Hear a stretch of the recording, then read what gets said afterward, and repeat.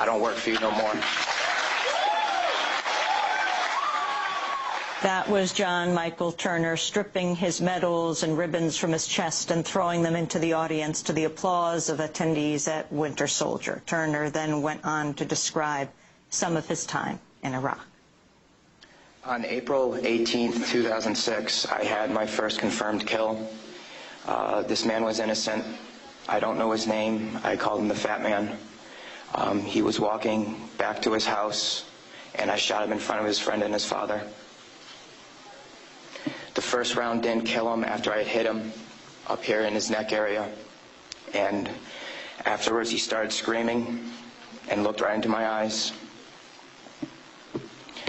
So I looked at my friend who I was on post with, and I said, well, I can't let that happen. So I took another shot and took him out. He was then carried away by the rest of his family. It took 7 people to carry his body away. We were all congratulated after we had our first kills, and that happened to have been mine. My company commander personally congratulated me, as he did everyone else in our company. This is the same individual who had stated that whoever gets their first kill by stabbing them to death will get a 4-day pass when we return from Iraq.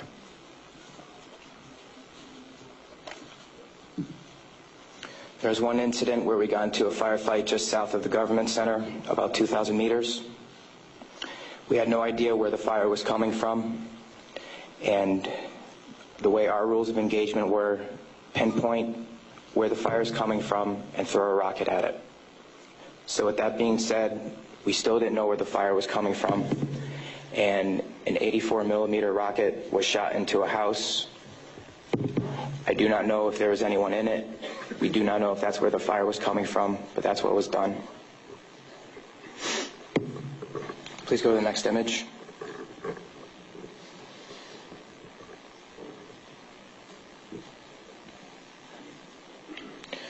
This man right here was my 3rd confirmed kill. As you can see, he was riding his bicycle. Later on in the day, we went ahead and we had CBS Laura Logan with us, but she was with the other squad. And so she wasn't with us, so myself and 2 other people went ahead and took out some individuals because we were excited about the firefight we had just gotten into, and we didn't have a cameraman or woman with us. With that being said, anytime we did have embedded reporters with us, our actions would change drastically. We never acted the same. We were always on key with everything, did everything by the books. The man on the bike for about 10 minutes until we realized that we needed to leave where we were, and his body was dragged about 10 feet to the right of him, and his bicycle was thrown on top of him. Another thing that we used to do a lot was recon by fire, where we would go ahead and try to start a firefight if we felt threatened in any way, shape, or form.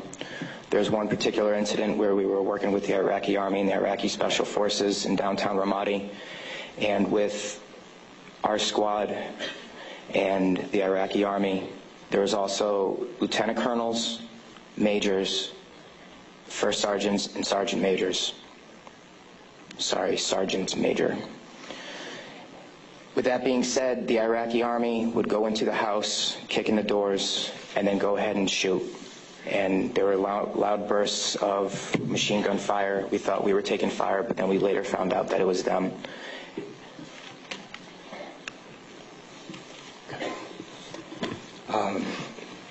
House raids.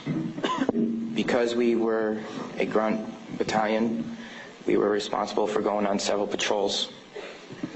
A lot of the raids and patrols we did were at the night, around 3 o'clock in the morning. And what we would do is just kick in the doors and terrorize the families. That was an image taken around 3 o'clock in the morning through night vision goggles. And that is the segregation of the women and children and the men. If the men of the household were giving us problems, we'd go ahead and take care of them any way we felt necessary, whether it be choking them or slamming their head against the walls. if you go back to that one picture, that was one man that wasn't taken, that was taken care of in a very bad way. Because of all the wiring that he had, it would be considered an IED making material. On my wrist, there's Arabic for FU. I got that put on my wrist just 2 weeks before we went to Iraq because that was my choking hand. And anytime I felt the need to take out aggression, I would go ahead and use it. Please go to the next picture. Next. There's an instance of detainees and how they were treated in a nice manner. Next. That is the Fatimat Mosque minaret. As you can see, it is written with bullet holes and holes in the top of it. Those were from mortars. And the next video that I'm going to show you is a tank round that went into that minaret, where we weren't sure if we were taking fire or not.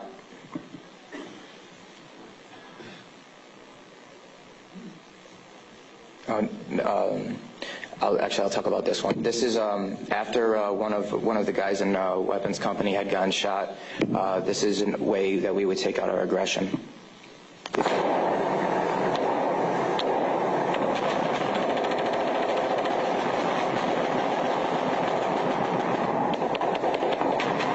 those of you who don't know, it is illegal to shoot into a mosque unless you were taking fire from it.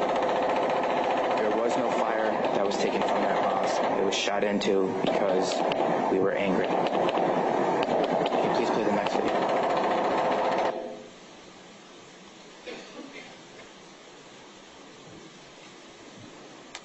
We are on ice cream, trying to suppress the blue and white minaret named Fatimat al-Zahra.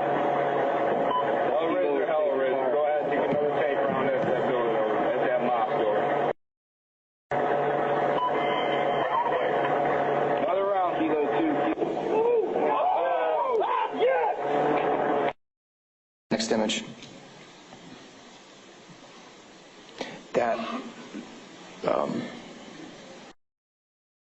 With that being said, there's many more stories and incidents for me to talk about, although we don't have the time to. But this just goes to show you that that was the after effect of the tank round. Next image, please. The reason I am doing this today is not only for myself and for the rest of society to hear, but it's for all those who can't be here to talk about the things that we went through, talk about the things that we did. Next image.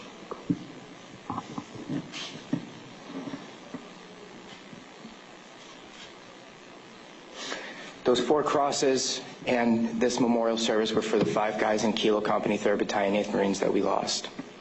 Throughout our unit, we had 18 that got killed.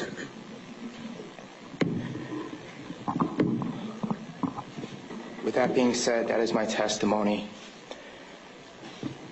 I just want to say that I am sorry for the hate and destruction that I've inflicted on innocent people.